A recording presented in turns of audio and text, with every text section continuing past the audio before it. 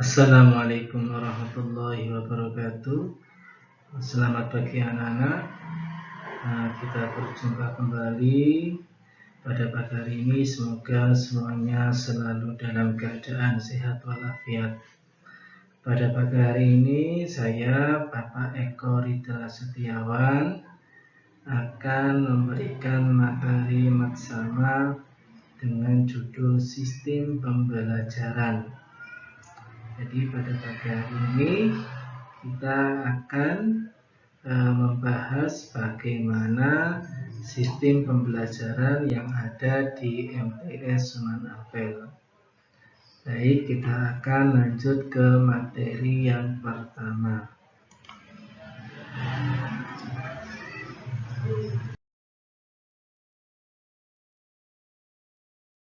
Pada materi yang pertama, yaitu metode pembelajaran yang ada di MTS Sunan Ampel.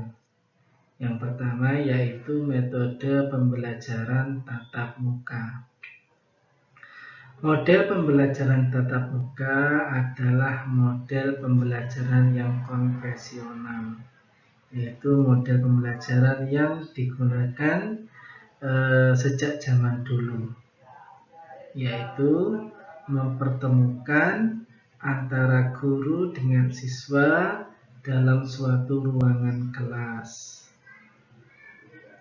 Nah, seperti pembelajaran pada umumnya sebelum pandemi, yaitu kalian berada di kelas dan Bapak Ibu guru juga berada di dalam kelas. Kemudian di dalam pembelajaran tatap muka itu, Bapak Ibu guru di MTS Sunan Ampel juga terkadang menggunakan sistem diskusi ataupun sistem ceramah. Sistem diskusi yaitu kalian akan dibagi menjadi beberapa kelompok, kemudian melakukan kegiatan diskusi. Untuk metode pembelajaran ceramah, Bapak Ibu guru akan memberikan materi, kemudian ada tanya jawab. Jadi setelah penyampaian materi, kemudian dilanjut dengan tanya jawab. Namun selama masa pandemi, sesuai dengan arahan dari pemerintah, maka pelaksanaan pembelajaran tatap muka diselenggarakan dengan bergelombang, tentunya menunggu surat edaran dari pemerintah, apakah boleh masuk atau tidak. Kemudian pembelajaran yang kedua yaitu menggunakan metode daring atau dalam jaringan. Nah, di dalam metode daring ini, pembelajaran yang ada di sekolah, guru dan siswa berada di lokasi yang terpisah, sehingga diperlukan sistem telekomunikasi yang interaktif, yaitu bisa melalui yang pertama WhatsApp. Nah, di dalam kalian kan sudah masuk dalam grup BDR ya, belajar dari rumah. Nah, itu termasuk metode pembelajaran daring. Kedua, melalui aplikasi Zoom. Mungkin nantinya akan ada Bapak Ibu guru yang menggunakan aplikasi Zoom. Biasanya terkadang saya menggunakan aplikasi Zoom. Oleh karenanya kalian nantinya juga harus siap-siap untuk download aplikasi Zoom ketika nanti ada arahan dari Bapak Ibu guru. Yang ketiga, menggunakan platform YouTube.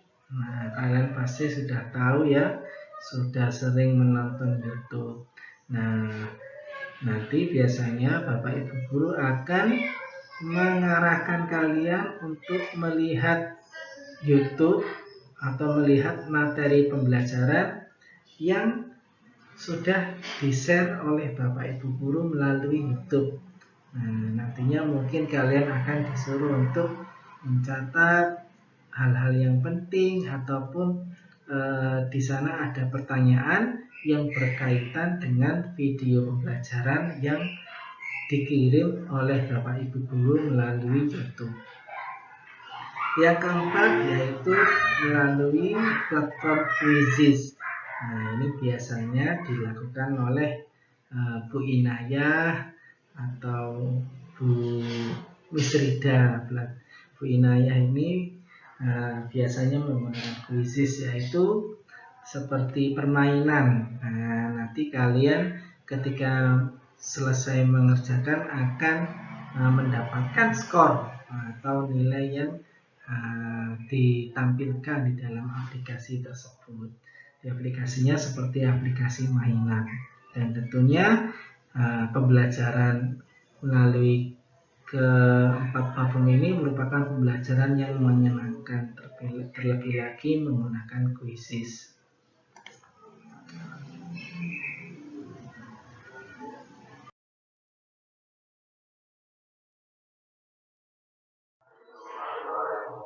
Baik, jadi untuk selanjutnya adalah penilaian madrasah. Jadi penilaian madrasah itu ada 4, yaitu penilaian spiritual, penilaian sosial, dan penilaian keterampilan. Penilaian spiritual yaitu penilaian yang berhubungan dengan keagamaan atau kegiatan ibadah. Contohnya ketika kalian berdoa sebelum dan sesudah pulang. Penilaian sosial adalah penilaian interaksi kalian dengan teman ataupun Bapak Ibu guru. Jadi kalau kalian bersikap baik dengan teman dan juga dengan Bapak Ibu guru, maka kalian akan memperoleh penilaian yang baik juga. Yang ketiga adalah penilaian pengetahuan, yaitu penilaian yang diambil dari bagaimana kalian bisa menerima materi yang disampaikan oleh Bapak Ibu guru. Nah, penilaian ini diambil berdasarkan nilai tugas, nilai ulangan harian, kemudian nilai PTS, nilai PAS, dan nilai PAT. Kemudian yang keempat terakhir adalah penilaian keterampilan, yaitu penilaian yang diambil dari unjuk kerja atau karya yang kalian buat di setiap mata pelajaran. Contohnya misalkan penilaian prakarya, nanti ada diminta untuk membuat kerajinan atau diminta untuk membuat kerajinan yang lain, maka itu termasuk penilaian keterampilan. Baik, demikian pemaparan yang Bapak sampaikan. Jadi kalian jaga kesehatannya karena saat ini sedang berada dalam masa pandemi, agar kalian tidak terkena COVID-19. Sekian pemaparan dari Bapak. Assalamualaikum warahmatullahi wabarakatuh.